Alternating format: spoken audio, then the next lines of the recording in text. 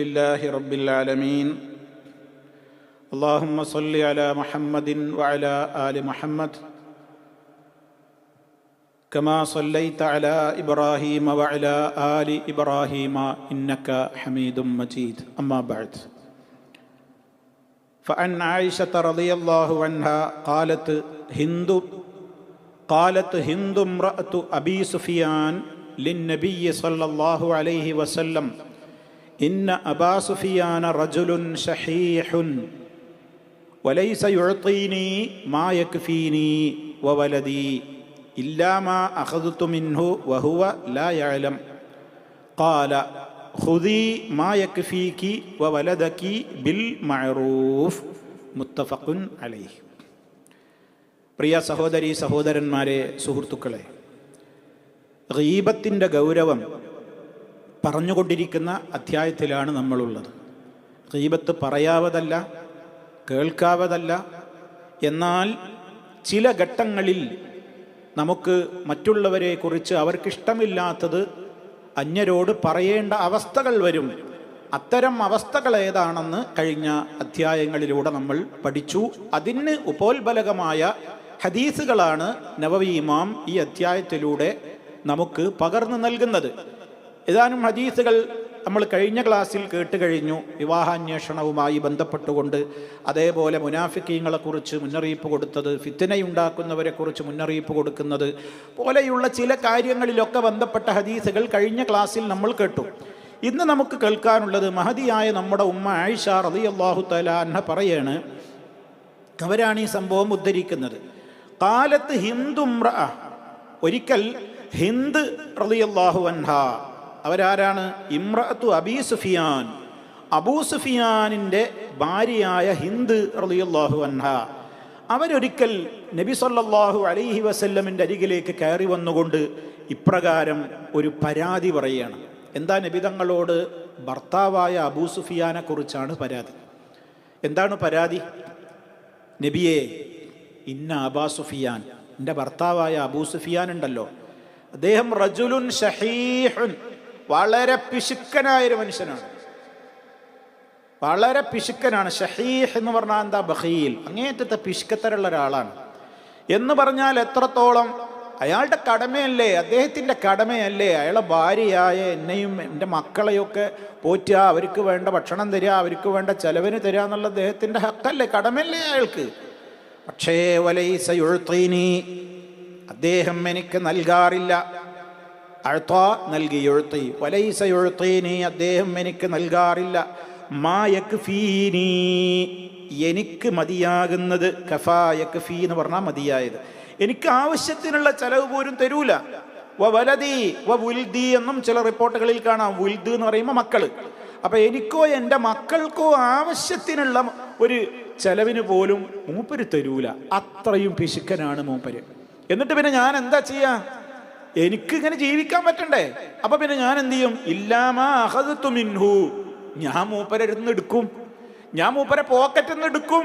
വഹുവ ലാ യഅലമു, മൂപ്പരറിയാതെ മൂപ്പരുടെ സഞ്ചിന്ന് അല്ലെങ്കിൽ പണം വെച്ചോടത്തുനിന്ന് ഞാൻ എനിക്ക് ആവശ്യത്തിനുണ്ട്, മക്കൾക്കും എനിക്കും ആവശ്യത്തിനുള്ള മുതൽ ഞാൻ എടുക്കും. ഇതിനെപ്പറ്റിയാണ് അവർക്ക് അറിയേണ്ടത്. അത് ഞാൻ മോഷണാവോ? പോക്കറ്റടിയല്ലേ നടക്കുന്നത്? അറിയാതെ എടുക്കുകയല്ലേ? മഹാനായ നബി സല്ലല്ലാഹു അലൈഹി വസല്ലം കൊടുത്ത മറുപടി എന്താ? ഖുദീ, നീ എടുത്തോ, മാ യക്ഫീകി, നിനക്ക് ആവശ്യത്തിനുള്ളത്, വലദക്കി, നിന്റെ മക്കൾക്കും ആവശ്യത്തിനുള്ളത്, ബിൽ മഅറൂഫ്, ബിൽ മഅറൂഫ്, നാട്ടു നടപ്പനുസരിച്ച്. എന്ന് പറഞ്ഞാൽ എന്താ അർത്ഥം? ആവശ്യത്തിനുള്ളത് എടുക്കാന്നുള്ള എൻ്റെ ഈ അനുവാദവും വാങ്ങിയിട്ട് ഇങ്ങനെ ആർഭാടത്തിനും അനാവശ്യ ചെലവുകൾക്കും ഒന്നാകെ അടിച്ചു മാറ്റാന്നല്ല ഞാൻ പറയുന്നത്. മൂപ്പര് തരുന്നില്ലേ? മൂപ്പർക്ക് നിങ്ങളെ നോക്കലും നിങ്ങൾക്ക് തരലും ചെലവിന് തരലും നിർബന്ധമായ ചില കാര്യങ്ങളുണ്ട്. ആ കാര്യത്തിന് ആവശ്യമുള്ള നിലക്ക്, അതാണ് ബിൽ മഅറൂഫ്. മര്യാദ അനുസരിച്ച് നിങ്ങൾക്ക് ആവശ്യത്തിന്, നിനക്കും നിന്റെ മക്കൾക്കും ആവശ്യത്തിനുള്ളത് നീ എടുത്തോ. അതിന് നബി സല്ലല്ലാഹു അലൈഹി വസല്ലം അനുവാദം കൊടുക്കുകയാണ്. ഇത് ഇമാം ബുഖാരിയും മുസ്ലിമും സംയുക്തമായി റിപ്പോർട്ട് ചെയ്തിട്ടുള്ള ഹദീസാണ്. എന്തിനാണ് സഹോദരങ്ങളെ ഈ അധ്യായത്തിൽ ഈ ഹദീസ് കൊണ്ടുവന്നത്? ഇവിടെ ഇപ്പോൾ ഒരാൾ പിശുക്കനാണ്, എനിക്കും എൻ്റെ മക്കൾക്കും ചെലവിന് തരുന്നില്ല എന്ന് അബൂ സുഫിയാനെ കുറിച്ച് ഹിന്ദ് എന്ന് പറയുന്ന ഭാര്യ അവർ നബി തങ്ങളോട് പറഞ്ഞത് വാസ്തവത്തിൽ എന്താണ്? ഗീബത്തല്ലേ? ഗീബത്താണ്. അബൂ സുഫിയാൻ റളിയല്ലാഹു അൻഹു അത് കേട്ടാൽ ഇഷ്ടാവോ? ദേ ഇഷ്ടമല്ലാത്ത കാര്യമല്ലേ പോയിട്ട് പറഞ്ഞു കൊടുക്കുന്നത്, അപ്പം ഇഷ്ടാവൂല. പക്ഷെ ഇത് പറയല്ലാതെ നിവൃത്തില്ല, ഇത് പറയല്ലാതെ നിവൃത്തില്ല. അവിടെ പ്രത്യേകം പണ്ഡിതന്മാരൊരു കാര്യം പറഞ്ഞു, ഇങ്ങനെ നമ്മൾ പോയിട്ട് പറയുമ്പോൾ തന്നെ എന്തു വേണം, അത് നമുക്ക് നിവർത്തിച്ച് തരാൻ പറ്റാവുന്നവരോടെ പറയാവൂ. അതാണ്, നമുക്ക് നിവർത്തിച്ച് തരാൻ പറ്റുന്നിടത്ത് പോയിട്ടേ പറയൂ, അല്ലാതെ അയലോക്കാരോട് പോയിട്ട് പറയരുത് എൻ്റെ പുതിയാപ്പളുണ്ട്, എൻ്റെ മാപ്പിള ഒന്നും തരൂല, എനിക്കും കുട്ടികൾക്കൊന്നും ചിലവര് തരുന്നില്ല. അയൽ വീട്ടിൽ പോയി പറഞ്ഞിട്ട് വല്ല കാര്യമുണ്ടോ? അല്ലെങ്കിൽ മറ്റു പെണ്ണുങ്ങളോട്, സ്നേഹിതകളോട് പറഞ്ഞിട്ട് വല്ല കാര്യമുണ്ടോ? ഇല്ല. പറയേണ്ടിടത്ത് മാത്രം പറയേണ്ട അളവിൽ പറയണം. അത് നബി സല്ലല്ലാഹു അലൈഹി വസല്ലമാണ് അന്നത്തെ കോടതി. അവിടുത്തെ കുടുംബ കോടതി അവിടെയാണ് പോയിട്ട് ആവലാതി ബോധിപ്പിക്കേണ്ടത്. വേറെ ആരോടും പറഞ്ഞു നടന്നിട്ടില്ല. നബി സല്ലല്ലാഹു അലൈഹി വസല്ലം ഇടപെട്ടാൽ അവിടുന്നാണ് ഖാദി, അവിടുന്നാണ് ഭരണാധികാരി. അവിടേക്ക് അബൂ സുഫിയാനെ വിളിച്ചിട്ട് പറയാൻ പറ്റും, നടപടിയെടുക്കാൻ പറ്റും. അപ്പൊ ആവലാതി കൊടുക്കേണ്ട പ്രത്യേകമായ അതോറിറ്റിയോട് പോയിട്ട് പറയേണ്ടുന്ന അളവിൽ മാത്രം തനിക്കുള്ള ആവലാതി പറയുന്ന ഘട്ടങ്ങളിൽ ആ വ്യക്തിയെക്കുറിച്ചുള്ള ഗീബത്ത് നമുക്ക് അനുവദിക്കപ്പെട്ട കാര്യമാണ്. അതാണ് ഇപ്പം ഇതിൽ നിന്ന് നമ്മൾ മനസ്സിലാക്കിയെടുക്കേണ്ടത്. അതല്ലാതെ മറ്റൊരു ഫായിദയില്ലാത്ത ആൾക്കാരുടെ അടുത്ത് പോയിട്ട് ഇത് പറയാൻ പാടില്ല. ഒരു ഭർത്താവിനെ സംബന്ധിച്ചിടത്തോളം ഒരു ഭർത്താവിന് തൻ്റെ ഭാര്യക്കും മക്കൾക്കും മര്യാദ പ്രകാരം ചെലവിന് കൊടുക്കുക എന്നുള്ളത് ഇസ്ലാമിൻ്റെ നിയമമാണല്ലോ. അത് ഖുർആൻ പറയുന്നതല്ലേ. അർരിജാലു ഖവ്വാമൂന അലൻ നിസാഇ, പുരുഷന്മാർക്കാണ് സ്ത്രീകളുടെ മേൽ അധികാരമുള്ളത്. സ്ത്രീകളെക്കാൾ ഒരു പദവി പുരുഷന്മാർക്ക് കൊടുത്തു. എന്തുകൊണ്ടാണത്? ബിമാ ഫദ്ദലല്ലാഹു ബഅദഹും അലാ ബഅദിൻ, പ്രകൃത്യാ തന്നെ ചില പ്രത്യേകതകൾ സ്ത്രീകളെ അപേക്ഷിച്ച് പുരുഷന്മാർക്കുണ്ട്. അതാരും നിഷേധിച്ചിട്ട് കാര്യമില്ല. അതിഞ്ഞി സ്ത്രീ സമത്വവാദികളോ ഫെമിനിസത്തിൻ്റെ ആളുകളോ എന്തു പറഞ്ഞിട്ടും കാര്യമില്ല. ഒരു ഒരു പ്രത്യേകത ഉണ്ട്, അത് സമ്മതിച്ചു കൊടുക്കാതെ നിവൃത്തിയില്ല. എന്നാൽ അതിൻ്റെ അർത്ഥം അവരുടെ മേൽ ഒന്നാകെ കയറി ഭരിച്ച് അവരെ ഇടങ്ങേറാക്കാനൊന്നും ഇസ്ലാം പറഞ്ഞിട്ടില്ല. കണ്ടോ, അടുത്ത കാരണം പറയുന്നത് എന്താ? വബിമാ അൻഫഖൂ മിൻ അംവാലിഹിം, അവരുടെ മുതലിൽ നിന്ന് അവരാ ചെലവഴിക്കേണ്ടത്. ഒരു പെണ്ണിനെ നമ്മൾ കല്യാണം കഴിച്ചു, ആ പെണ്ണ് വലിയ ധനാഢ്യയാണ്, അല്ലെങ്കിൽ അവൾക്ക് ഒരു ജോലിയുണ്ട്, അവളൊരു സ്ഥലത്ത് ജോലി ചെയ്യുന്നുണ്ട്, ക്യാഷ് കിട്ടുന്നുണ്ട്. ഭർത്താവായ എനിക്ക് പറയാൻ പറ്റുമോ, നിനക്ക് കാശ് കിട്ടുന്നില്ലേ, നിന്റെ ചെലവും കുട്ടികളുടെ ചെലവൊക്കെ നീയും കൂടെ വഹിക്കണം, അല്ലെങ്കിൽ നീ പോറ്റണം എന്ന് പറയാനൊരു ഭർത്താവിന് അധികാരമില്ല. ഇത് നമ്മൾ മനസ്സിലാക്കിയിരിക്കണം. സ്ത്രീകളെ അടിച്ചമർത്തല്ല, സ്ത്രീകൾക്ക് ഏറ്റവും വലിയ സ്ഥാനമാണ് ഇസ്ലാം കൊടുക്കുന്നത്. ശരിക്കും പഠിച്ചു വെച്ചോ, ഇസ്ലാമിൻ്റെ നിയമമാണ് ഈ പറയുന്നത്. ഒരാളൊരു ഭാര്യയെ കല്യാണം കഴിക്കുമ്പോൾ അയാൾക്കറിയാം ഈ പെണ്ണ് ജോലിക്ക് പോകുന്നില്ല, ഇനി ഇയാൾക്ക് തടസ്സമൊന്നുമില്ല. അയാളൊരു കണ്ടീഷനും പറഞ്ഞിട്ടുള്ള, ആയിക്കോട്ടെ ജോലിക്ക് പോയിക്കോ, എനിക്ക് വിരോധമൊന്നുമില്ല. അങ്ങനെ പറഞ്ഞു, കല്യാണം നടന്നു, പെണ്ണ് ജോലിക്ക് പോയി, അവൾക്ക് നല്ല സാലറി കിട്ടുന്നുണ്ട്. 5 പൈസ ഇയാൾക്ക് ചോദിക്കാൻ അവകാശമല്ല. ഭർത്താവിൻ്റെ കഷ്ടപ്പാടും കാര്യങ്ങളൊക്കെ ഓർത്തിട്ട് ഏതെങ്കിലും പെണ്ണുങ്ങൾ കൊടുക്കുകയാണെങ്കിൽ വാങ്ങാ എന്നുള്ളതല്ലാതെ എനിക്ക് എൻ്റെ കല്യാണം, എൻ്റെ ഭാര്യയല്ലേ, ഇവിടുത്തെ ചെലവുകൾ നീയും കൂടെ അറിയണം, നീയും വഹിക്കണം എന്ന് പറയാൻ ഒരു ഭർത്താവിനും അനുവാദമില്ല. ഇത്ര വലിയൊരു സ്ത്രീകൾക്ക് വേണ്ടിയുള്ള നീതിയുടെ ശബ്ദം എവിടെയുള്ളത് സഹോദരങ്ങളെ? അതുകൊണ്ടാണ് അവർക്ക് പവർ ഉണ്ട് എന്ന് പറയുന്നത്. ഫെമിനിസ്റ്റുകൾ ഇത് മനസ്സിലാക്കണം. ഫെമിനിസം പറയുന്ന, ഇസ്ലാമിക് ഫെമിനിസം എന്നൊക്കെ പറഞ്ഞിട്ട് എന്തിനേയും ഒരു ഇസ്ലാമിക്ക് ചേർത്ത് കൊടുക്കുന്ന കുറച്ച് ആളുകളുണ്ടല്ലോ, അവരും ഇത് മനസ്സിലാക്കണം. ഈ നിയമങ്ങൾ സമൂഹത്തോട് പറയാറുണ്ടോ? ഇതാ ഇസ്ലാമിൻ്റെ നിയമം. പെണ്ണിന് ജോലിക്ക് പോകാൻ പാടില്ല എന്നുണ്ടോ? പെണ്ണിന് ജോലിക്ക് പോകാം. അതിന് ചില ഷർത്തുകളുണ്ട്, മര്യാദകളുണ്ട്. ആ മര്യാദകളൊക്കെ പാലിച്ചുകൊണ്ട് ഒരു പെണ്ണിന് ജോലിക്ക് പോകാം. എന്തിന്? അവൾക്ക് പോക്കറ്റ് മണി ഉണ്ടാക്കാൻ, കുടുംബത്തെ പോറ്റാനല്ല. കുടുംബത്തെ പോറ്റേണ്ട ഉത്തരവാദിത്തം ഭർത്താവിനാണ്, അയാളാണ് ചെയ്യേണ്ടത്. ഇനി അതേ അവസരത്തിൽ കല്യാണം നടക്കുന്ന അവസരത്തിൽ എന്ത് പറഞ്ഞിട്ടുണ്ട്? ഇങ്ങനെ ജോലിയൊക്കെ ഉള്ളതല്ലേ, അപ്പൊ പിന്നെ നീയും എന്നെ ഒന്ന് സഹായിക്കണട്ടോ എന്ന ഒരു കരാറൊക്കെ ആ നിലക്കുള്ള ഒരു ഉടമ്പടിയോ എന്തെങ്കിലുമൊക്കെ ആ സമയത്ത് അവർ വിവാഹത്തിന്റെ ശേഷം അല്ല വിവാഹത്തിന്റെ ഘട്ടത്തിലൊക്കെ പറഞ്ഞിട്ടുണ്ടെങ്കിൽ, അത്തരം ഘട്ടങ്ങളിൽ അങ്ങനെ ഒരു സ്ത്രീയെ സംബന്ധിച്ചിടത്തോളം അവരുടെ കയ്യിൽ നിന്ന് വാങ്ങുന്നതിന് വിരോധമൊന്നുമില്ല. അതല്ലാത്ത നിലയ്ക്ക് യാതൊരു ന്യായവും ഇല്ല. ഇത് നമ്മൾ വളരെ ഗൗരവത്തോടുകൂടെ നമ്മൾ മനസ്സിലാക്കിയിരിക്കേണ്ടതാണ്. അപ്പോൾ അതുകൊണ്ട് തന്നെ അങ്ങനെ കൊടുക്കേണ്ട അവകാശങ്ങൾ കൊടുക്കാതായപ്പോഴാണ് എന്ത് പറഞ്ഞത്? അള്ളാഹിൻ്റെ റസൂൽ പറഞ്ഞത്, ഇനി അങ്ങനെ കിട്ടുന്നില്ലെങ്കിൽ പിന്നെ അനുവാദമില്ലാതെ അയാളെ പോക്കറ്റിൽ നിന്ന് എടുത്തോ, ആവശ്യമുള്ളത് നിനക്ക് എടുക്കാം, നിനക്കും നിൻ്റെ മക്കൾക്കും ആവശ്യത്തിനുള്ളത് എടുക്കാം. അയാൾ അറിഞ്ഞാലും ശരി അറിഞ്ഞില്ലെങ്കിലും ശരി, അത് നിങ്ങളുടെ റൈറ്റാണ് എന്നാണ് പറയുന്നത്. അപ്പോൾ ആ നിലക്ക് ഇങ്ങനെ കൃത്യമായ നിലക്കുള്ള നിയമങ്ങളൊക്കെ പാലിച്ചുകൊണ്ടായിരിക്കണം അവിടെയും പരാതി ബോധിപ്പിക്കുന്നിടത്തും മറ്റൊരാളുടെ ഗീബത്ത് പറയേണ്ടത് എന്നുകൂടി ഇതിൽ നമ്മൾ ചേർത്ത് മനസ്സിലാക്കണം. ഇതാണ് വിഷയകമായി ഇമാം നവവി റഹ്മത്തുള്ളാഹി അലൈഹി ഉദ്ധരിച്ചിട്ടുള്ള സംഭവങ്ങൾ ഇതൊക്കെയാണ്. ഇനി അടുത്ത അധ്യായം ബാബു തഹരീമിൻ നമീമ. നമീമത്ത് നിഷിദ്ധമാണ്. എന്താ നമീമത്ത് എന്ന് പറഞ്ഞാൽ ഗീബത്ത് പോലെ തന്നെ മറ്റൊന്നാണ് നമീമത്ത്. നമീമത്ത് എന്ന് പറയുന്നത് എന്താ? നമീമത്തിന് മലയാളത്തിൽ നമ്മൾ ഭാഷാന്തരം നൽകുമ്പോൾ പറയാറുള്ള പദം ഏഷണി എന്നാണ്. എന്താ ഏഷണി എന്ന് പറഞ്ഞാൽ? നമ്മുടെ നാട്ടിലൊരു പ്രയോഗമുണ്ട്, രണ്ട് തലക്കലും കത്തുന്ന പന്തം കൊണ്ട് നടുക്ക് പിടിച്ച് മിന്നാന്ന്. എന്ന് പറഞ്ഞാൽ രണ്ട് തലക്കലും മൂപ്പര് പോയി കത്തിക്കും, എന്നിട്ട് രണ്ടോടത്ത് വിട്ടുങ്ങാണ്ട് മൂപ്പര് മിന്നും എന്ന് സാധാരണ പറയും. മണ്ണെണ്ണ വാരുന്ന പരിപാടി എന്ന് പറയും. അതായത് ഒരു സ്ഥലത്ത് എന്തെങ്കിലും ഒരു പ്രശ്നം ഉണ്ടെങ്കിൽ ഇപ്പം ഒന്നും കൂടിയും പോയിട്ട് അത് ആളിക്കത്തിക്കും. ഇങ്ങനെ ഏഷണി പറഞ്ഞിട്ട് ഇങ്ങനെ പരസ്പരം ഒരാളടുത്ത് നിന്ന് കേട്ടത് ഇതാ നിങ്ങളെക്കുറിച്ച് മറ്റേ ആൾ ഇങ്ങനെ പറയുന്നുണ്ട് കേട്ടോ എന്ന് ഇവിടെ പോയിട്ട് അവിടെ പറഞ്ഞു കൊടുക്കുക, അവിടുന്ന് കേൾക്കണത് ഇവിടെ പറഞ്ഞു കൊടുക്കുക, ഇങ്ങനെ അങ്ങോട്ടും ഇങ്ങോട്ടും ഏഷണി കൂട്ടുക. അങ്ങനെ ഏഷണി കൂട്ടി നടക്കുന്നത് തനിച്ച ഹറാമാണ്. എന്താണ് ഏഷണി എന്ന് പറഞ്ഞാൽ? വഹിയ നഖ്ലുൽ കലാമി, സംസാരത്തെ നമ്മളിങ്ങനെ അങ്ങോട്ടും ഇങ്ങോട്ടും നീക്കലാണ്. ബൈനന്നാസി, ജനങ്ങൾക്കിടയിൽ. ഇവിടുന്ന് കിട്ടിയത് അവിടെ കൊടുക്കുക, അവിടുന്ന് കിട്ടിയത് ഇവിടെ തരിക. എന്തിന്? അലാ ജിഹത്തിൽ ഇഫ്സാദി, ഫസാദ് ഉണ്ടാക്കണം എന്ന ഒരൊറ്റ ലക്ഷ്യം മുൻനിർത്തിയിട്ട്. അപ്പോൾ ഫസാദ് ഉണ്ടാക്കൽ ലക്ഷ്യമല്ലാത്ത നിലക്കാവുമ്പോഴോ ചിലപ്പോൾ അത് അനിവാര്യമായിട്ട് വരും. അപ്പോൾ അത് നമ്മൾ വളരെ ഗൗരവത്തോടുകൂടെ മനസ്സിലാക്കിയിരിക്കേണ്ടതുണ്ട്. അതെപ്പോഴാണ്?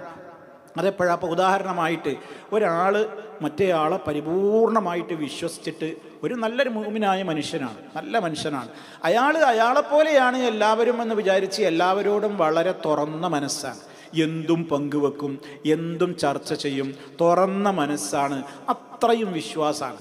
അങ്ങനെ ഒരാളോട് എല്ലാ സ്വകാര്യങ്ങളും ഒക്കെ പറഞ്ഞു കൊടുത്ത് ഇത്രയും ക്ലോസ് ആയിട്ട് ഇങ്ങനെ നീങ്ങുമ്പോൾ വേറൊരാൾ എന്ത് ചെയ്യാണ്? അയാളുടെ ശ്രദ്ധയിൽപ്പെടുകയാണ്, ഇത്രയും വിശ്വസിച്ച ഈ മനുഷ്യനെ ഇയാൾ ചതിക്കുന്നുണ്ട്, ഇയാളെപ്പറ്റി മറ്റുള്ളവർക്ക് പോയിട്ട് വേറെ പലതും ഇയാൾ പറയുന്നുണ്ട് എന്ന് വേറൊരു നല്ലവനായ മനുഷ്യൻ കേട്ടാൽ അത്തരം ഘട്ടങ്ങളിൽ ആ ആൾക്ക് ഇയാളോട് പോയിട്ട് പറയാം.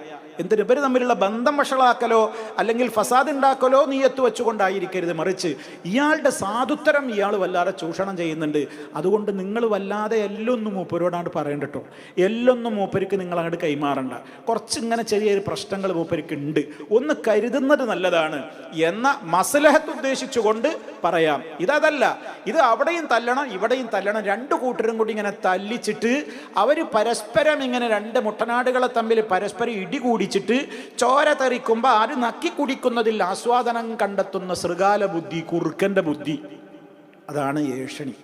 അത് പാടില്ല. അല്ലാഹു സുബ്ഹാനഹു വ തആല പറയാണ് സൂറത്തുൽ ഖലമിലെ 11-ാമത്തെ സൂക്തം, ഹമ്മാസിം മശാഇം ബിനമീം. കണ്ടോ, വലിയ ഫസാദ് ഉണ്ടാക്കുന്ന ആളുകളുടെ സ്വഭാവമാണ് ഹമ്മാസ്, അവൻ കുത്തിപ്പറയുന്നവനാണ്. ഹുമസത്ത് വൈലുല്ലി കുല്ലി ഹുമസ ലൂമസ എന്നൊക്കെ പറഞ്ഞില്ലേ.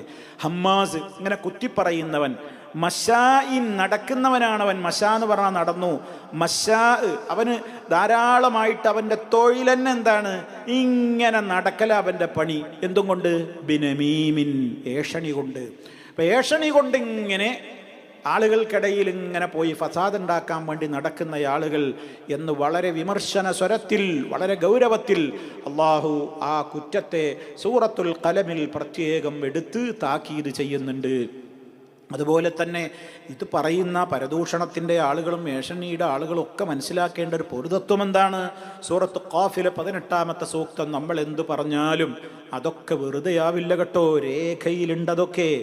മാ യൽഫിളു മിൻ ഖൗലിൻ ഇല്ലാ ലദൈഹി റഖീബുൻ അതീദ്. മനുഷ്യൻ ഒരു വാചകവും ഉരിയാടുന്നില്ല, ഇല്ലാ ലദൈഹി, അവൻ്റെ അടുക്കലുണ്ടായിട്ടല്ലാതെ, റഖീബുൻ അതീദ്, വളരെ നിരീക്ഷിച്ച് സൂക്ഷ്മ നിരീക്ഷണം നടത്തി ഒരുങ്ങി തയ്യാറായി ഇതൊക്കെ രേഖപ്പെടുത്തുന്ന ഉദ്യോഗസ്ഥന്മാരില്ലാതെ ഒരക്ഷരം പറയാൻ നമ്മക്കൊണ്ട് പറ്റൂല. അതുകൊണ്ട് നല്ലതേ പറയാവൂ എന്ന് നമ്മൾ മുമ്പ് പഠിച്ചിട്ടുണ്ട്. അപ്പോൾ വളരെ ഗൗരവമാണ്. ഗീബത്ത് പോലെ നമീമത്തും അങ്ങനെ തന്നെയാണ്. വഅൻ ഹുദൈഫത റളിയല്ലാഹു അൻഹു ഖാല ഖാല റസൂലുള്ളാഹി സ്വല്ലല്ലാഹു അലൈഹി വസല്ലം ലാ യദ്ഖുലുൽ ജന്നത നമ്മാം. മുത്തഫഖുൻ അലൈഹി. ഹുദൈഫ റളിയല്ലാഹു തആല അൻഹു അദ്ദേഹം പറയാണ്, സഹാബിയാണ് ഹുദൈഫ, നമ്മൾ ധാരാളം കേട്ടിട്ടുണ്ടാവും, ഹുദൈഫത്തുൽ യമാനി. ഹുദൈഫത്ത് റളിയല്ലാഹു തആല അൻഹു പറയാണ്, അള്ളാഹുവിൻ്റെ റസൂൽ പ്രകാരം പറഞ്ഞിരിക്കുന്നു. എന്താ പറഞ്ഞത്? ലാ യദ്ഖുലുൽ ജന്ന, സ്വർഗത്തിൽ പ്രവേശിക്കുകയില്ല, സ്വർഗത്തിൽ പ്രവേശനം കിട്ടൂല. ആര് പ്രവേശിക്കൂല? നമ്മാമുൻ, നമീമത്തുമായി നടക്കുന്നവൻ, ഏഷണിക്കാരൻ സ്വർഗത്തിൽ പ്രവേശിക്കുകയില്ല. എത്രയെത്ര കുടുംബങ്ങളെയാണ് ഏഷണിയിലൂടെ തമ്മിൽ തെറ്റിച്ചത്. നിങ്ങൾ ആലോചിച്ച് നോക്കൂ. ഒരേ നിലക്ക് സമാധാനത്തോടെ കഴിഞ്ഞിരുന്ന സൗഹൃദങ്ങൾ എത്രയെത്ര ഏഷണിയിലൂടെ തകർക്കപ്പെട്ടു. പുറത്ത് വന്നിട്ട് പറയും, ഓങ്ങളെക്കുറിച്ച് ഇങ്ങനെ പറയുന്നുണ്ട്. ഇവൻ കേട്ട വാദി അതങ്ങ് വിശ്വസിക്കും. എന്നിട്ട് പിന്നെ അവനെ കാണുമ്പോൾ ആ ഒരു മുഖത്തോടു കൂടെ അവനോട് ഇടപെടും. അങ്ങനെ അവർ തമ്മിൽ തെറ്റി. അതേപോലെ ഒരു കുടുംബത്തിൽ, കൂട്ടുകുടുംബത്തിൽ താമസിക്കാൻ ഇഷ്ടമല്ലാത്ത ചില പെണ്ണുങ്ങൾ എന്തു ചെയ്യും? ഭർത്താക്കന്മാരെ ആ വീട്ടിൽ നിന്ന് വേറെ വാടക വീട്ടിലേക്കോ വേറെ വീട്ടിലേക്കോ ഒക്കെ ഒറ്റയ്ക്ക് താമസിക്കാൻ വേണ്ടിയിട്ട് പറഞ്ഞാൽ ഇയാൾ കേൾക്കൂല. അപ്പം ഫിത്തനുണ്ടാക്കും. അവിടുന്ന് പോകൽ നിർബന്ധമാകുന്ന നിലക്ക് പ്രശ്നങ്ങൾ ഉണ്ടാക്കി തീർക്കും. അങ്ങനെ തലയണ മന്ത്രം നടത്തി കാതിൽ കുറുകി കൊടുത്ത് അമ്മായിമ്മയുടെ കുറ്റം പറഞ്ഞ്, ഉമ്മയുടെ കുറ്റം പറഞ്ഞ്, നാത്തൂൻ്റെ കുറ്റം പറഞ്ഞ്, മറ്റേ ആളെ കുറ്റം പറഞ്ഞ്, ഇളയച്ചൻ്റെ കുറ്റം പറഞ്ഞ്, ഇളയച്ചിയുടെ കുറ്റം പറഞ്ഞ്, മൂത്തച്ചിയുടെയും ഒക്കെ കുറ്റം പറഞ്ഞ്, ഇങ്ങനെ ആരുടെയൊക്കെ കുറ്റം പറയണ്ടോ അതൊക്കെ പറഞ്ഞ് ഇവനെ തരിപ്പ് കയറ്റി അവനാകെ പ്രശ്നത്തിലാക്കി. ഇനി ഇവിടെ നിന്നൂടാന്നുള്ള ഇടത്തുകളായിട്ട് വീട്ടിൽ നിന്ന് ഇറക്കും. എന്തിനാണ് ഈ ബന്ധങ്ങളൊക്കെ ഇങ്ങനെ വഷളാക്കുന്നത്? അങ്ങനെ അതിലൊക്കെ കാരണമായി മാറുന്ന വലിയ ദുഷിച്ച പാപമാണ്. അതുകൊണ്ടാണ് പറയുന്നത് സ്വർഗം കിട്ടൂല. ലാ യദ്ഖുലുൽ ജന്നത നമ്മാം. പിന്നെന്ത് നിസ്കരിച്ചിട്ട് എന്താ കാര്യം? നോമ്പെടുത്തിട്ട് എന്താ കാര്യം? ഈ രൂപത്തിലുള്ള പണികൾ ചെയ്യുന്നുവെങ്കിൽ അവർക്ക് സ്വർഗം നിഷിദ്ധാണ്. അവർ സ്വർഗത്തിൽ കയറൂല എന്നാണ്. ലാ യദ്ഖുലുൽ ജന്ന, പഠിച്ചു വെക്കുക, ചെറിയ ഹദീസ. ലാ യദ്ഖുലുൽ ജന്ന, സ്വർഗത്തിൽ പ്രവേശിക്കുന്നതല്ല നമ്മാമുൻ, നമീമത്തുമായി നടക്കുന്ന ഏഷണിക്കാരൻ. മുത്തഫഖുൻ അലൈഹി, ഇമാം ബുഖാരിയും മുസ്ലിമും സംയുക്തമായി റിപ്പോർട്ട് ചെയ്ത ഹദീസാണ്. അടുത്ത ഹദീസ് നോക്കൂ. വഅൻ ഇബ്നു അബ്ബാസ് റളിയല്ലാഹു അൻഹുമാ അന്ന റസൂലുള്ളാഹി സ്വല്ലല്ലാഹു അലൈഹി വസല്ലമ മറ ബിഖബ്റൈനി ഫഖാല ഇന്നഹുമാ ലയുഅദ്ദിബാനി വമാ യുഅദ്ദിബാനി ഫീ കബീർ ബലാ ഇന്നഹു കബീർ അമ്മാ അഹദുഹുമാ ഫകാന യംശി ബിന്നമീമതി വഅമ്മൽ ആഖറു فكان لا يستتر من بوله متفق عليه وهذا لفظ إحدى روايات البخاري. قال العلماء معنا وما يعذبان في كبير أي كبير في زعمهما وقيل كبير تركه عليهما. എന്താണ് ഈ പറയുന്നത് സഹോദരങ്ങളെ? മഹാനായ അബ്ദുള്ള റളിയല്ലാഹു അൻഹു. ആരാ അബ്ദുള്ള? ഇബ്നു അബ്ബാസ് റളിയല്ലാഹു അൻഹുവിൻ്റെ മോൻ. രണ്ടാളും സഹാബിമാരാണ്. ഇബ്നു അബ്ബാസ് റളിയല്ലാഹു അൻഹുമാ അദ്ദേഹം പറയാണ്, അള്ളാഹുവിൻ്റെ റസൂൽ സല്ലല്ലാഹു അലൈഹി വസല്ലം ഒരിക്കൽ മറ, അവിടുന്ന് നടന്നുപോയി. മറ എന്ന് പറഞ്ഞാൽ നടന്നു. മറ ബി ഖബ്റൈനി, രണ്ട് ഖബറുകൾക്ക് സമീപത്ത് കൂടെ നബി സല്ലല്ലാഹു അലൈഹി വസല്ലം നടന്നുപോയി. ഫഖാല, എന്നിട്ട് നബി തങ്ങൾ പറഞ്ഞു, ഇന്നഹുമാ ലയുഅദ്ദിബാനി, ഈ രണ്ട് ഖബറിലുള്ള ആളുകളും ശിക്ഷിക്കപ്പെടുക തന്നെയാണ്. അല്ലാഹുവിൻ്റെ റസൂൽ സാധാരണഗതിയിൽ ഒരു മനുഷ്യന് ഖബറിൻ്റെ അകത്തേക്ക് നോക്കാനോ ഖബറിലുള്ള കാര്യങ്ങൾ അറിയാനോ കേൾക്കാനോ ഒന്നും പറ്റൂല. ഇവിടെ നബി സല്ലല്ലാഹു അലൈഹി വസല്ലമിൻ്റെ മുഅ്ജിസത്തിൻ്റെ അടിസ്ഥാനത്തിൽ, അഥവാ അല്ലാഹു സുബ്ഹാനഹു വ തആല ആ രണ്ട് ഖബറുകളിൽ നിന്ന് സ്പെഷ്യലായി നബി സല്ലല്ലാഹു അലൈഹി വസല്ലമിന് ശിക്ഷ പ്രവാചകന് കേൾപ്പിച്ചു കൊടുക്കുകയാണ്, കാണിച്ചു കൊടുക്കുകയാണ്. അവർ ശിക്ഷിക്കപ്പെടുന്ന വിവരം അള്ളാഹുവിൻ്റെ റസൂലിനെ അറിയിച്ചു കൊടുക്കുകയാണ്. അതുകൊണ്ട് അള്ളാഹുവിൻ്റെ റസൂൽ അറിഞ്ഞു. അല്ലാതെ ലോകത്ത് നടക്കുന്ന എല്ലാ ഖബറിലും നടക്കുന്ന ശിക്ഷ നബിതങ്ങൾ അറിയുന്നുണ്ട് എന്നല്ല. ഈ രണ്ട് സ്പെഷ്യൽ കേസാണ്. ആ രണ്ട് ഖബറിൻ്റെ സമീപത്തു കൂടെ നടക്കുമ്പോൾ നബിതങ്ങൾ പറയാണ്, ഇന്നഹുമാ ലയുഅദ്ദിബാനി, ഈ രണ്ടാളും ശിക്ഷിക്കപ്പെട്ടുകൊണ്ടിരിക്കുക തന്നെയാണ്. എന്നിട്ട് നബിതങ്ങൾ ഒരു വാചകം ചേർത്ത് പറഞ്ഞു, നമ്മൾ ശ്രദ്ധിക്കണം. എന്താ പറഞ്ഞ വാചകം? വമാ യുഅദ്ദബാനി ഫീ കബീരിൻ, അവർ രണ്ടു പേരും ശിക്ഷിക്കപ്പെടുന്നില്ല. ഫീ കബീരിൻ, ഒരു വലിയ കാര്യത്തിലൊന്നുമല്ല അവർ രണ്ടാളും ശിക്ഷിക്കപ്പെടുന്നത്. എന്താണ് ആ പറഞ്ഞതിൻ്റെ ഉദ്ദേശം? വലിയ കാര്യം അല്ലാത്തത് കൊണ്ടല്ല. അതിൻ്റെ അർത്ഥം എന്താണ്? ഉലമാവ് പറയാണ്, പണ്ഡിതന്മാർ പറയാണ്, നബിതങ്ങൾ പറഞ്ഞില്ലേ വലിയ കാര്യത്തിലൊന്നുമല്ല അവർ ശിക്ഷിക്കപ്പെടുന്നത് എന്ന് പറഞ്ഞതിൻ്റെ അർത്ഥം എന്താണ്? ഐ കബീരിൻ ഫീ സഅമിഹിമ, അവർ ജീവിച്ച കാലഘട്ടത്തിൽ അവരുടെ നോട്ടത്തിലും അവരുടെ ചിന്തയിലും ഒന്നും ഇത് വലിയൊരു പാപമായിരുന്നില്ല. അവർ വലിയൊരു പാപമായിട്ട് കാണാത്ത നിസ്സാരമായ 2 സംഗതികളുടെ പേരിലാണ് അവർ ശിക്ഷിക്കപ്പെടുന്നത്. എന്നിട്ട് നബിതങ്ങൾ പറഞ്ഞല്ലോ, വലിയ കാര്യത്തിലൊന്നും അല്ല അവർ ശിക്ഷിക്കപ്പെടുന്നത് എന്ന് പറഞ്ഞാൽ ആൾക്കാർ അങ്ങനെ വിചാരിക്കൂല. അല്ലെങ്കിൽ വേറൊരർത്ഥം എന്താ അതിനുള്ളത്? ഇതിൽ നിന്ന് ആളുകൾക്ക് ഒഴിവാകാൻ പറ്റാത്ത കാര്യമാണ്. ആളുകൾ അതിൽ വല്ലാതെ അത് ഒഴിവാക്കാൻ പലർക്കും വലിയ പ്രയാസമാണ്. അങ്ങനത്തെ 2 കാര്യത്തിലാണ് ഇവിടെ ശിക്ഷിക്കപ്പെടുന്നത്. ബലാ ഇന്നഹു കബീർ, അല്ലാഹുവിന്റെ റസൂൽ പറയാണ്, വലിയ കാര്യമാണത്. പക്ഷെ ഓരിക്കത്ര വലിയ കാര്യമായിട്ട് തോന്നിയിരുന്നില്ല, ഇന്ന് പലർക്കും അത് തോന്നുന്നില്ല. എന്നാൽ സംഗതി വലിയ ഗൗരവമാണ്. എന്നിട്ട് എന്താണ് ആ 2 ആളും ശിക്ഷിക്കപ്പെടാനുള്ള കാരണം? അമ്മാഹദുഹുമാ, ആ 2-ൽ ഒരാള്, അവരിലെ ഒരുവൻ എന്തായിരുന്നു അയാൾക്കുള്ള കുറ്റം? ഫകാന യംശീ ബിന്നമീമതി, അയാൾ ഏഷണി കൊണ്ട് നടക്കുന്ന മനുഷ്യനായിരുന്നു. അയാളെ പണി അതായിരുന്നു. ബാക്കിയെല്ലാം ഓക്കെയാണ്, പക്ഷെ ഏഷണി കൂട്ടാൻ അയാൾ മിടുക്കനാണ്. അങ്ങനെ ഏഷണിയുമായി നടക്കുന്നയാളായിരുന്നു എന്നാണ് ഒന്നാമത്തെ ആളുടെ അബദ്ധമായിട്ട് എടുത്തു പറയുന്നത്. വഅമ്മൽ ആഖർ, മറ്റേ വ്യക്തിയോ ഫകാന ലാ യസ്തതിറു മിൻ ബൗലിഹി, അയാൾ മൂത്രമൊഴിച്ചു കഴിഞ്ഞാൽ അതിൽ നിന്ന് കൃത്യമായും അയാൾ മറ സ്വീകരിക്കാറില്ല. മൂത്രമൊഴിക്കുമ്പോൾ മറ സ്വീകരിക്കാറില്ല. ഇപ്പോൾ വെളിമ്പ്രദേശത്ത് മറയില്ലാതെ മൂത്രമൊഴിക്കുന്നതാവാം. മറ്റൊരു റിപ്പോർട്ടിലുള്ളത് ലാ യസ്തൻസിഹു മിനൽ ബൗലി എന്നാണ്. അതാണ് ഏറ്റവും ഇതിനോട് യോജിക്കുന്ന വ്യാഖ്യാനം. എന്ന് പറഞ്ഞാൽ അയാൾ മൂത്രമൊഴിച്ചു കഴിഞ്ഞാൽ അയാൾ അതിൽ നിന്ന് കൃത്യമായി ശുദ്ധിയായി മൂത്രം ശരിക്ക് ഒഴുകി പോകുന്നത് വരെ അയാൾ വെയിറ്റ് ചെയ്യാതെ വളരെ പെട്ടെന്ന് അയാൾ എഴുന്നേറ്റ് പോകും. വളരെ പെട്ടെന്ന് എഴുന്നേറ്റ് പോയാൽ എന്താ സംഭവിക്കുക? മൂത്രം പിന്നെ ഈറ്റിക്കൊണ്ടിരിക്കും. അപ്പം എന്ന് വിചാരിച്ചിട്ട് ഇനി ഇങ്ങനത്തെ ഒരു ശിക്ഷ ഉണ്ട് എന്നും പറഞ്ഞിട്ട് ആളുകൾ ഇങ്ങനെ ടോയ്ലറ്റിൽ ഒരുപാട് മണിക്കൂർ ഇരിക്കണം എന്നൊന്നുമല്ല ഈ പറയുന്നത്. മൂത്രമൊഴിച്ചിട്ട് മൂത്രം മുഴുവൻ പോയി തീർന്നു എന്ന് നമുക്ക് ഉറപ്പ് വരലാണ് അവിടെ ഉദ്ദേശിക്കപ്പെടുന്നത്. അല്ലെങ്കിൽ എന്തുണ്ടാവുക? മൂത്രമൊഴിച്ച് വളരെ പെട്ടെന്ന് കഴുകിയാണ് പോയി കഴിഞ്ഞാൽ പിന്നെയും മൂത്രം അങ്ങനെ വരും. മൂത്രം വരും, നമ്മുടെ ഡ്രസ്സിലാകും, ശരീരത്തിലാകും. നിസ്കാരം വെറുതെയായി, വലിയ പാപായില്ലേ? കാരണം നിസ്കാരത്തിൻ്റെ താക്കോല് തന്നെ ഉദുവല്ലേ? അതിൽ നിസ്കാരത്തിൽ പ്രവേശിക്കണം എന്നുണ്ടെങ്കിലുള്ള മര്യാദയല്ലേ, അദബല്ലേ, ഷർത്തല്ലേ, നിബന്ധനയല്ലേ ഉദു? അതുപോലും നഷ്ടപ്പെടും, ശുദ്ധിയില്ലാതാകും. അപ്പം അതുകൊണ്ട് തന്നെ വലിയ ഗൗരവമാണ്. ഒരു മറ സ്വീകരിച്ചിരുന്നില്ല എന്നുള്ളതാവാം. മറ്റൊന്ന്, ഈ നിലക്കുള്ള ഈ 2ാമത്തെ വ്യാഖ്യാനമാണ് ഏറ്റവും പ്രബലമായത്. എന്ത്? അയാൾ മൂത്രമൊഴിക്കുമ്പോൾ അതിൽ നിന്ന് പൂർണ്ണമായും ശുദ്ധിയായിട്ടുണ്ട് എന്ന് ഉറപ്പ് വരാതെ പെട്ടെന്ന് എഴുന്നേറ്റ് പോകുമ്പോൾ ഇന്നത്തെ അവസ്ഥയിലൊക്കെ നമ്മൾ ചിന്തിക്കണം. പലപ്പോഴും ആളുകൾ ഇറുകിയ പാൻറ്റും അടിവസ്ത്രങ്ങളും ഒക്കെ ധരിച്ചിട്ട് അങ്ങനെ മൂത്രമൊക്കെ ഒഴിച്ചിട്ട് പൂർണ്ണമായിട്ടും ആ മൂത്രം അങ്ങ് ഒഴുകി പോകുന്നതിൻ്റെ മുമ്പേ തിരക്ക് പിടിച്ച് എഴുന്നേറ്റ് പോകും. അങ്ങനെ സംഭവിക്കുന്ന ആളുകളുണ്ട്. പിന്നെ ചില ആളുകളുണ്ട് രോഗം കാരണത്താൽ മൂത്രം ഇങ്ങനെ ഇറ്റിക്കൊണ്ടേയിരിക്കും, മൂത്രവാർച്ചയുടെ അസുഖമുള്ള ആളുകൾ. അവരെ സംബന്ധിച്ചിടത്തോളം ഇസ്ലാമിൽ കുറേ ഇളവുകളുണ്ട്. അവർ സമയമായിട്ട് മാത്രമേ ഉളു എടുക്കാവൂ. ആ ഉളു കൊണ്ട് അവർ പെട്ടെന്ന് നിസ്കരിക്കണം. അതിൻ്റെ ഇടയിൽ മൂത്രം ഇറ്റിയാലും അവർ കുറ്റക്കാരാകുന്നില്ല. കാരണം അവരുടെ കൺട്രോൾ വിട്ട് കഴിഞ്ഞ രോഗമാണത് എന്നുള്ള പ്രശ്നം അതിനുണ്ട്. എന്നാൽ നിയന്ത്രിക്കാനാകുന്ന നിലക്കാണെങ്കിൽ ആളുകൾ അത് ശ്രദ്ധിക്കണം. അങ്ങനെ തുള്ളി വരുന്നുണ്ട് എന്ന് ഉറപ്പ് വരുന്നുണ്ടെങ്കിൽ അത് നജസ് നമ്മുടെ ശരീരത്തിലോ വസ്ത്രത്തിലോ പുരളാതെ ടിഷ്യൂ പേപ്പറോ എന്തെങ്കിലുമൊക്കെ വെച്ച് കൊടുത്ത് പിന്നീട് നമ്മൾ ആ പേപ്പർ എടുത്ത് ഒഴിവാക്കി ശുദ്ധിയായി നമസ്കാരത്തിൻ്റെ സമയമാകുമ്പോൾ നമ്മൾ നിസ്കരിക്കുക. അപ്പം അയാൾക്ക് അങ്ങനെ എപ്പോഴും ഒന്നും മൂത്രം വരുന്നില്ല, മൂത്രം ഒഴിച്ച് ചിലപ്പോൾ 2 അടി നടന്നു കഴിഞ്ഞാൽ ചിലപ്പോൾ അല്ലെങ്കിൽ ഒന്ന് കുനിഞ്ഞാലൊക്കെയാണ് ചിലപ്പോൾ ഇത് വരിക. അത്തരം കേസുകൾ ഉണ്ടാകുമെന്ന് ഉറപ്പുള്ള ആളുകൾ, അതും വസ്വാസിൻ്റെ പേര് ചെയ്യരുത്. അങ്ങനെ ഉറപ്പുണ്ടെങ്കിൽ നമ്മൾ എന്ത് ചെയ്യുക? അങ്ങനെ ഇപ്പം അത് കാത്തിങ്ങനെ ഇരുന്നിട്ട് കാര്യമില്ല, നേരം പോകുക എന്നല്ലാതെ ആ മൂത്രത്തിൻ്റെ ആ തുള്ളി വരൂല.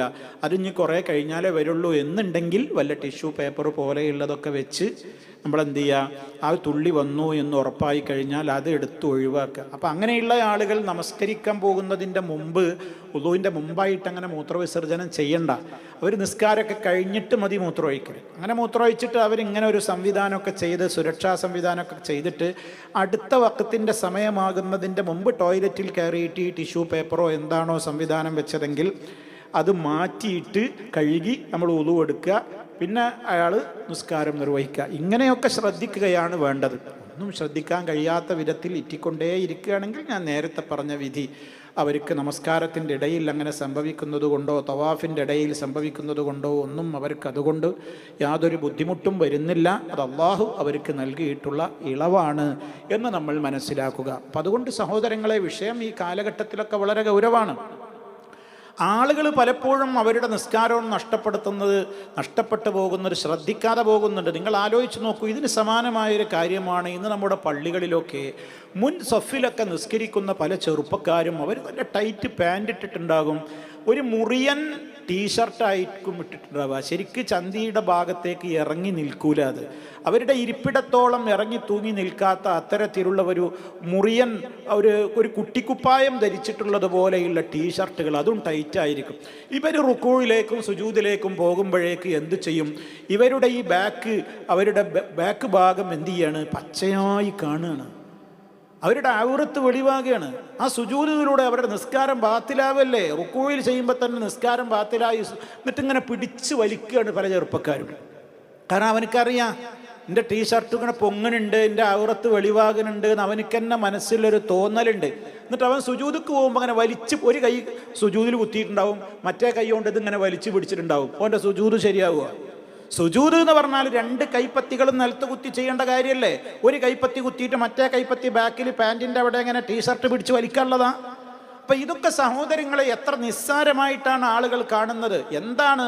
ഒന്നുകില്ല നല്ല അടിയിൽ നല്ല അടിവസ്ത്രം അവൻ എന്ത് ചെയ്യുക, ബനിയൻ ധരിക്കുക, അതല്ലെങ്കിൽ കുറച്ച് നീളമുള്ള ആ നിലക്ക് അങ്ങനെ കുനിഞ്ഞാലൊന്നും തൻ്റെ ഔറത്ത് വെളിവാകാത്ത നിലക്കുള്ള ഭദ്രമായ നിലക്കുള്ള മാന്യമായ വസ്ത്രം ധരിക്കുക. ഇതൊന്നുമില്ലാതെ ആളുകൾക്കൊന്നൊരു ട്രെൻഡാണ് തൻ്റെ അടിവസ്ത്രത്തിൻ്റെ തൻ്റെ അണ്ടർവെയറിൻ്റെ കമ്പനിയൊക്കെ ആൾക്കാരൊക്കെ ഒന്ന് കാണണമെന്ന് വരെ ചിന്തിച്ചിട്ട് നടക്കുന്ന ഇന്നത്തെ കുത്തഴിഞ്ഞ ഒരു തലമുറ, വിഡ്ഢികളുടെ ഒരു സമൂഹം ഇന്ന് നമ്മുടെ സമൂഹത്തിൽ പലപ്പോഴും കാണുന്നുണ്ട്. അതൊക്കെ വലിയൊരു കാര്യമായിട്ട് പറഞ്ഞ് നടക്കണം. അവനാൻ്റെ അടിവസ്ത്രത്തിൻ്റെ ബ്രാൻഡ് കാണിക്കാൻ വേണ്ടിയിട്ട് ഇങ്ങനെ അങ്ങനെ ടൈറ്റുള്ള വസ്ത്രമൊക്കെ ധരിച്ചിട്ട് ഇതൊക്കെ ഏതാ കമ്പനി എന്നൊക്കെ മറ്റുള്ളവർ അറിയട്ടെ, ഞാൻ മോശക്കാരനല്ല, ഞാൻ കുറച്ചുള്ള വീട്ടിലത്തെയാണ് എന്നൊക്കെ തോന്നിപ്പിക്കുന്ന പമ്പര വിഡ്ഢികൾ. എത്ര വഷളമാണ് കാര്യങ്ങൾ. അപ്പം അതുകൊണ്ട് സഹോദരങ്ങളെ, ഇതൊക്കെ മുസ്ലിമീങ്ങളോടാണ് ഞാൻ പറയുന്നത്. അല്ലാത്തവർക്ക് അവരവരുടെ വസ്ത്രം എടുത്തിട്ടോ ഉടുക്കാതെ അഴിച്ചിട്ടോ അഴിച്ചിടാതെ ഒക്കെ നടന്നോ, അതിനൊന്നും വിരോധമല്ല. ഈ രാജ്യത്ത് ലോകത്ത് ആർക്കും എന്തിനും സ്വാതന്ത്ര്യമുണ്ട്. പക്ഷേ മുസ്ലിമാണോ? അവൻ്റെ കർമ്മങ്ങൾക്ക് സ്വീകാര്യത വേണ്ടേ? ഖബറിൽ സമാധാനം വേണ്ടേ? രക്ഷ വേണ്ടേ? പരലോക കോടതിയിൽ രക്ഷപ്പെടണ്ടേ? അതിന് അവൻ്റെ അമലുകൾക്ക് സ്വീകാര്യത കിട്ടുന്ന വിധത്തിൽ അവൻ്റെ വസ്ത്രധാരണവും ശുചിത്വവും ഒക്കെ സ്വീകരിക്കണ്ടേ? ഇതൊക്കെ ഉള്ളത് കൊണ്ടാണ് സഹോദരങ്ങളെ ഓർമ്മപ്പെടുത്തുന്നത്. അപ്പം അതുകൊണ്ട് തന്നെ ഈ കാര്യവും നമ്മുടെ മനസ്സിലുണ്ടാകണം. അപ്പം ഏഷണിയുമായി ബന്ധപ്പെട്ട് അത് വലിയൊരു പ്രശ്നമാണ്, വല്ലാത്തൊരു പാപമാണ് എന്ന് നമ്മൾ മനസ്സിലാക്കി. ഇനി മറ്റൊരു ഹദീസ് നോക്കൂ. ഇബ്നു മസ്ഊദ് റളിയല്ലാഹു അൻഹു അന്ന നബിയ സല്ലല്ലാഹു അലൈഹി വസല്ലമ ഖാല അലാ ഉനബ്ബിഉകും മൽ അലുഹു ഹിയ നമീമത്തു അൽ ഖാലത്തു ബൈനൻ നാസ്. റവാഹു മുസ്ലിം. എന്താ പറയുന്നത്? അബ്ദുല്ലാഹി ഇബ്നു മസ്ഊദ് റളിയല്ലാഹു തആല അൻഹു പറയാണ്, അന്നൻ നബിയ സല്ലല്ലാഹു അലൈഹി വസല്ലമ ഖാല, തീർച്ചയായും അല്ലാഹുവിൻ്റെ റസൂൽ ഇപ്രകാരം പറഞ്ഞിട്ടുണ്ട്. അലാ ഉനബ്ബിഉകും, ഞാൻ നിങ്ങൾക്ക് പറഞ്ഞു തരട്ടെയോ, മൽ അൽഹു, എന്താണ് അൽഹ്? അൽഹ് എന്ന് പറഞ്ഞാൽ എന്താണെന്ന് ഞാൻ നിങ്ങൾക്ക് പറഞ്ഞു തരട്ടെയോ. എന്താ അൽഹ് എന്ന് പറഞ്ഞാൽ? നബി തങ്ങൾ തന്നെ അതിന് അർത്ഥം കൊടുത്തു. ഹിയൻ നമീമത്തു, അത് ഏഷണിയാണ്. അൽ ഖാലത്തു ബൈനന്നാസി, ജനങ്ങൾക്കിടയിൽ പ്രചരിച്ചു കൊണ്ടിരിക്കുന്ന ഏഷണിക്കാണ് എന്ത് പറയുക? അൽ അൽഹു എന്ന് പറയുക. അത് സൂക്ഷിക്കണം. അതിൻ്റെ വക്താക്കളായി നിങ്ങൾ മാറരുത്. തനിച്ച കള്ളമാണത്, അപരാധമാണത്, വൻ പാപമാണത്, നിങ്ങളുടെ ഖബറിൽ ശാന്തി നഷ്ടപ്പെടുത്തുമെന്ന് കഴിഞ്ഞ ഹദീസിലും നമ്മൾ കേട്ട് കഴിഞ്ഞു. അതുകൊണ്ട് തന്നെ സഹോദരങ്ങളെ, വൻ പാപങ്ങളാണ് ഈ വിധത്തിൽ. ഒരിക്കലും അതിനോട് നമ്മൾ അടുത്തു പോകരുത്. മറ്റുള്ളവരുടെ ഏഷണി നമ്മളുടെ അടുത്ത് വന്ന് പറയുന്ന ആൾക്കാരെക്കുറിച്ച് നമ്മൾ വേറൊരു കാര്യം കൂടി മനസ്സിലാക്കണം. അവനെ നമുക്കാണ് വിശ്വസിക്കാൻ പറ്റൂല. അവൻ നമ്മളെ കാര്യം വേറുള്ളോടത്തും കൊടുക്കും. അവിടുന്ന് കിട്ടിയത് ഇവിടെ ഫസാദ് ഉദ്ദേശിച്ചു കൊണ്ട് പറയുന്ന മനുഷ്യൻ ഒരു വേള നമ്മൾ തിരിച്ചറിയേണ്ട ഒരു സംഗതി എന്താണ്? ഞാൻ പറയുന്ന കാര്യങ്ങൾ മൂപ്പര് മറ്റവനോടും പോയിട്ട് പറയും. അത്തരക്കാർ നമ്മളുടെ കാര്യത്തിൽ മാത്രം ഒരു മുത്തക്കിയൊന്നും ആവൂല. ഫസാദ് ഉദ്ദേശിച്ചു കൊണ്ടാണെങ്കിൽ ഞാൻ നേരത്തെ പറഞ്ഞ രീതിയിൽ നിന്ന് ഒഴിവാണ്. എൻ്റെ സാധുത്തരം ഒരാൾ ദുരുപയോഗം ചെയ്യുന്നത് കണ്ടിട്ട് സഹിക്കവയ്യാതെ ഒരു മാന്യനായ മനുഷ്യൻ, നിങ്ങളെല്ലാ രഹസ്യമൊന്നും ആളോട് പറയണം കേട്ടോ, വേറൊന്നും പറഞ്ഞിട്ടില്ല. ഫസാദൊന്നും ഉദ്ദേശിച്ചിട്ടില്ല, നിങ്ങളൊന്ന് കരുതി സംസാരിച്ചോളൂ, ഒന്ന് കരുതി ഇടപെട്ടോളൂ എന്നൊക്കെയാണ് പറഞ്ഞതെങ്കിൽ അതിനൊട്ട് തകരാറുമില്ല. അപ്പോൾ ആവശ്യത്തിനനുസരിച്ച് കാര്യങ്ങൾ അതിൻ്റെ യഥാവിധി മനസ്സിലാക്കിക്കൊണ്ടായിരിക്കണം നമ്മൾ മുന്നോട്ട് പോകേണ്ടത്. അവിടെ ഓരോരുത്തരുടെയും ഉദ്ദേശമൊക്കെ അള്ളാഹുവിന് അറിയാം. ഇത് ഫസാദ് ഉദ്ദേശിച്ചിട്ടാണോ പറയണത്, ഇസ്ലാഹ് ഉദ്ദേശിച്ചിട്ടാണോ പറയണത്, ഇത് മനുഷ്യനല്ലല്ലോ, ഇത് രേഖപ്പെടുത്തുന്ന റഹ്മാനായ റബ്ബിനെ എല്ലാം അറിയാലോ. അല്ലാഹു യഅലമുൽ മുഫ്സിദ മിനൽ മുസ്ലിഹി. സൂറത്തുൽ ബഖറ 220 ആയത്തിൽ അള്ളാഹ് മുന്നറിയിപ്പ് നൽകിയിട്ടുണ്ട്. അതൊക്കെ ഇപ്പം എങ്ങനെ തിരിച്ചറിയാന്ന്? അള്ളാഹുടെ അടുത്ത് തിരിച്ചറിവുണ്ട്, റബ്ബ് അതൊക്കെ മറക്കൂല. വല്ലാഹു യഅലമുൽ മുഫ്സിദ, കുഴപ്പക്കാരനെ അള്ളാഹ്ക്ക് നന്നായിട്ട് അറിയാം. മിനൽ മുസ്ലിഹി, മുസ്ലിഹിനേക്കാൾ. ആരാണ് കുഴപ്പം ഉദ്ദേശിച്ചത് പറയുന്നത്, ആരാണ് ഫിത്ന ഉദ്ദേശിച്ചുകൊണ്ട് പറയുന്നതൊക്കെ അള്ളാഹ്ക്കറിയാം. അതിനനുസരിച്ചാണ് അള്ളാഹു സുബ്ഹാനഹു വ തആല ഇടപെടുക. ഇത് ഗൗരവത്തോടെ നമ്മുടെ മനസ്സിൽ ഉണ്ടാകണം. അതുകൊണ്ട് ഗീബത്ത് പോലെ തന്നെ മാരകമായ നിലക്കുള്ള പാപമാണ് നമീമത്തും എന്ന് മനസ്സിലാക്കിക്കൊണ്ട് അത്തരം സ്വഭാവ ദൂഷ്യത്തിൽ നിന്നും നാം വിട്ടുനിൽക്കുക. റഹ്മാനായ റബ്ബ് അവൻ ഇഷ്ടപ്പെടുന്ന വിധത്തിൽ മാത്രം നമ്മുടെ അവയവങ്ങളെ ഉപയോഗപ്പെടുത്തുന്ന, ചലിപ്പിക്കുന്ന സജ്ജനങ്ങളിൽ നമ്മെ എല്ലാവരെയും ഉൾപ്പെടുത്തുമാറാകട്ടെ. അപാകതകളും തെറ്റുകുറ്റങ്ങളും അവൻ പുറത്തു തരുമാറാകട്ടെ. റബ്ബന ആതിന ഫിദ്ദുനിയ ഹസന വഫിൽ ആഖിറതി ഹസനതൻ വഖിനാ അദാബന്നാർ. അല്ലാഹുമ്മ സ്വല്ലി അലാ മുഹമ്മദിൻ വഅലാ ആലി മുഹമ്മദ് വൽഹംദുലില്ലാഹി റബ്ബിൽ ആലമീൻ. വസ്സലാമു അലൈക്കും വറഹ്മത്തുള്ളാഹി